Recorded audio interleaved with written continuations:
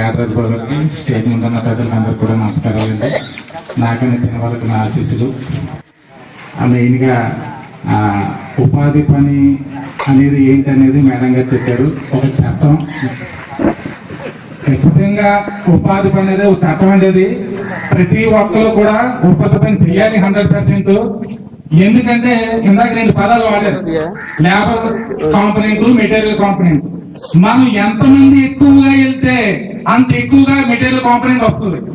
మనం వెళ్ళలేదనుకోండి, ప్రత్యక్షంగా మనం లాస్ అవడం కాకుండా పరోక్షంగా మన గ్రామాన్ని లాస్ చేస్తాం.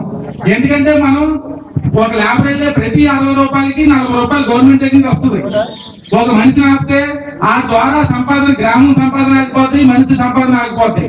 కాబట్టి నేను ప్రతి ఒక్కరిని రిక్వెస్ట్ చేసేది ఏంటంటే, ప్రతి ఒక్కరు కూడా 100 రోజులు ఖచ్చితంగా ఉపాధి పని చేయడమే కాకుండా ఎవరైతే ఉపాధి పనికి వెళ్లకుండా ఉన్నారో వాళ్ళందరినీ మోటివేట్ చేసి ప్రతి ఒక్కరికి కూడా ఉపాధి పని కల్పించాల్సిందిగా నేను మన సెక్రటరీ గారిని, అదేవిధంగా మన ఫీల్డ్ అసిస్టెంట్ ఎవరైతే ఉన్నారో వాళ్ళని రిక్వెస్ట్ చేయడం జరుగుతుందండి.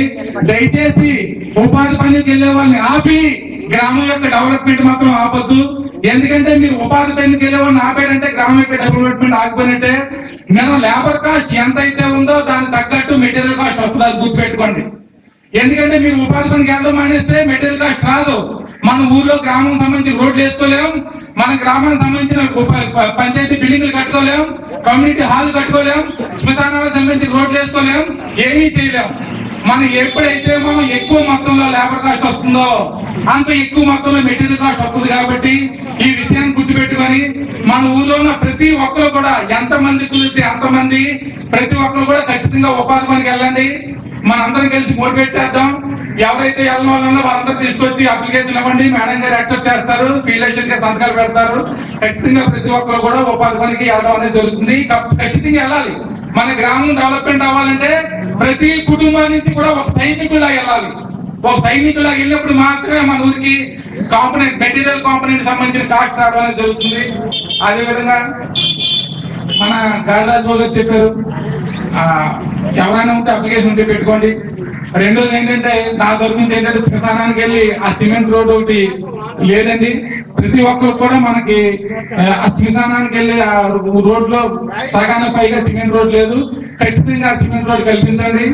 రెండోది నా తరఫు నుంచి ఏంటంటే, ఎస్సీ కాలనీలు ఏవైతే ఉన్నాయో ఎస్సీ కాలనీలో తాగునీటి సరఫరాకి కొంచెం చాలా ఇబ్బంది పడుతున్నారండి.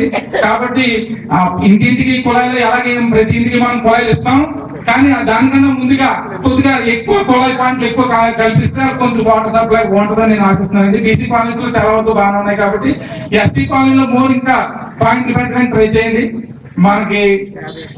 అదేవిధంగా గ్రామ సభ కోసం చెప్పారు గాదరాజు గారు. మన గ్రామంలో ఓట్లు వేయడానికి 2000 మంది ఉన్న గ్రామ సభ అనేసరికి కొట్టుమంది 10 మంది కూడా లేరు.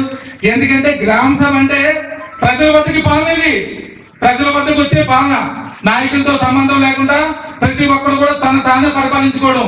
తన ఇంటి ముందు ఉన్న రోడ్డు సరిగా ఉందా లేదా, తన పొలాలు డెవలప్మెంట్ అవుతుందా లేదా, తన సమస్యను చెప్పుకోవడానికి రావడానికి ఎంత సిగ్గుపడుతున్నారంటే ఈ ఊళ్ళో కూడా నేను ఎందుకని సిగ్గుపడుతున్నాను. ఏమండి, ఒక్కరోజుకి పనులు ఆపుకోలేరా మీరు? మనందరం పూర్వపాంత మీద ఉన్నావా? మనకి ఏ సమస్యలు లేవా? మనకి సమస్యలు ఉన్నాయి కాబట్టి ఖచ్చితంగా ప్రతి ఒక్కరికి ఇక్కడికి రావాలి, చెప్పుకోవాలి. ఏంటండి ఇక్కడ రానంత ఇబ్బంది ఏముంది? మా పట్టుకొని చూస్తే 10 మంది లేరు. కాబట్టి ఈ గ్రామ సభ అయిపోయినా తర్వాత గ్రామ సభలకైనా సరే మన ఊరి నుంచి ప్రతి ఒక్కరు కూడా ఒక సైనికుడే గ్రామ సభకు రావాలి. ప్రతి ఒక్కరు సమస్య చెప్పుకోవాలి. ప్రెసిడెంట్ గారు ఉంటారు, రాజబాబు గారు ఉంటారు, వీళ్ళందరూ ఉంటారు, ఆఫీసర్లు అందరూ ఉంటారు. అందరూ సమస్యలు మనం చెప్పుకున్నప్పుడు ఆ సమస్య ఖచ్చితంగా సొల్యూషన్ ఉంటుంది. ఇది తొలి ప్రయత్నంగా ప్రజలే పాలించుకునే విధంగా మన పవన్ కళ్యాణ్ గారు, అదే విధంగా చంద్రబాబు నాయుడు గారు మంచి ఉద్దేశంతో ఏర్పాటు చేసిన ఈ గ్రామ సభలన్నింటిలో కూడా ఈ సభ విజయవంతంగా నడిచిందని, ఫస్ట్ సభ కాబట్టి విజయవంతంగా నడిచిందని అనుకుంటున్నాను. ముందు ఇంకా ఈ సభ ఎక్కువ మంది రావాలి, ఎక్కువ మంది ప్రాబ్లమ్స్ చెప్పుకోవాలి, ఎక్కువ మంది ప్రాబ్లమ్స్ సాల్వ్ చేసే విధంగా ఉండాలి. నాకు ఈ అవకాశాన్ని కల్పించినందుకు